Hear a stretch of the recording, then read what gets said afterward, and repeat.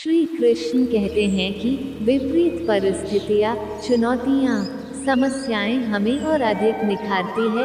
यदि जीवन में कठिन परिस्थितियाँ और चुनौतियाँ आए, तो घबराना मत बल्कि सामना करना। विश्वास करना कि आप और अधिक निखर जाओगे और अधिक मजबूत बन जाओगे। जो मुस्कुरा रहा है उसे दर्द ने पाला होगा, जो चल रहा है उसके पाँव में छाला होगा।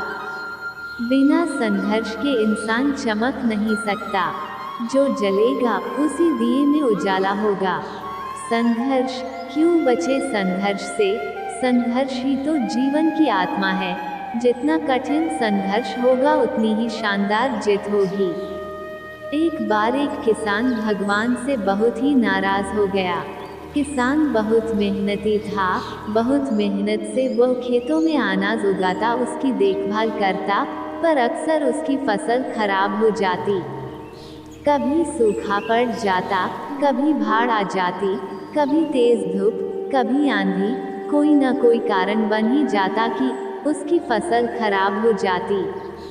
एक दिन वो किसान गुस्से में आसमान की ओर देखकर भगवान से कहा, हे ईश्वर, आपको लोग सर्वज्ञता मानते हैं कि आप सब जानते हैं, कहते हैं कि आपकी इच्छा के बिना एक भी पत्ता नहीं हिलता, पर मुझे तो लगता है कि आप छोटी सी छोटी बात भी नहीं जानते।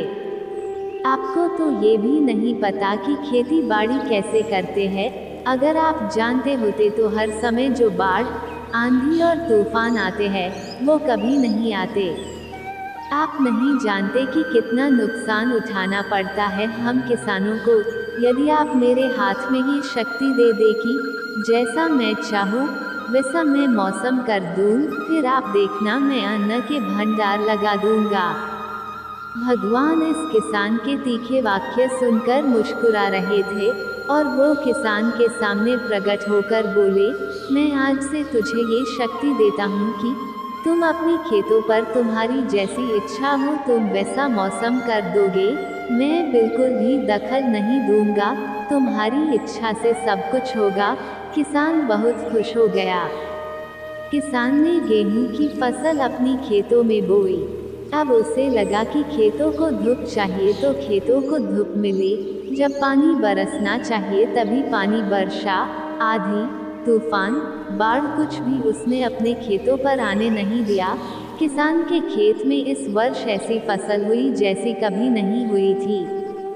हरी भरी लहलहाती फसल, मन ही मन वो बहुत खुश हो गया और सोचने लगा, अब सबूत के साथ दिखाऊंगा भगवान को कि इसे कहते हैं शक्ति का सही उपयोग। मेरी सफलता देखकर उन्हें अपनी नियम जरूर बदलने पड़ेंगे।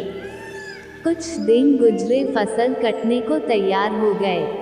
किसान बहुत उत्सुकता के साथ फसल को काटने लगा, पर जैसे ही उसकी नज़र गेहूं की बालियों पर गया तो उसने अपना सिर पीट लिया और वह रोने चिल्लाने लगा। गेहूं की एक भी बाली के अंदर गेहूं का दाना नहीं था, सारी बालियां अंदर से खाली थी। किसान बहुत दुखी हो गया। उसने भगवान को रोते हुए फिर पुकारा, हे प्रभु, तुमने ये मेरे साथ क्या किया? क्या तुमने मुझे कोई सजा दी? भगवान बोले, पुत्र, ये तो होना ही था। तुमने पौधों को संघर्ष करने का मौका ही कहाँ दिया। ना तो तुमने उन्हें आंधियों से जूझने दिया, ना तेज बारिश से सहने दिया और ना ही धूप में तपने दिया। एक भी चुनौती का सामना तुमने उन्हें नहीं करने दिया, इसीलिए सारे पौधे अंदर से खोखले रह गए। जब आंधी, तूफान, तेज बारिश और धूप पड़ती है तभी ये पौधा अपने अस्तित्व को बचाने के लिए संघर्ष करते हैं और इसी संघर्ष से एक बल पैदा होता है जिसमें शक्ति होती है, ऊर्जा होती है, और यही ऊर्जा पूर्ति तेरे गेहूं के दानों की तरह जो नहीं फूटी। तूने उन्हें कठिन परिस्थितियों से गुजरने ही नहीं दिया जहां उनके अस्तित्व का जन्म होता। सारे बालियां इसीलिए खाली है, इसमें एक भी गेहूं का दाना इसलिए नहीं है क्योंकि तुमने अपने पौधों को संघर्ष कराया ही नहीं। याद रखिए, स्वर्ण में सवर्णीय आभा तभी आती है जब वो आग में तपने गलने और हथौड़े से पीटने जैसे संघर्षों से गुजरता है।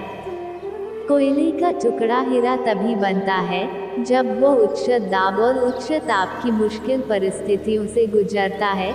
इसी तरह यदि हमारी जिंदगी में कोई संघर्ष ही ना हो, कोई चुनौती ही ना हो, तो हम भी गेहूं की बालियों की तरह खोखले रह जाएंगे, कोई अस्तित्व नहीं होगा हमारा।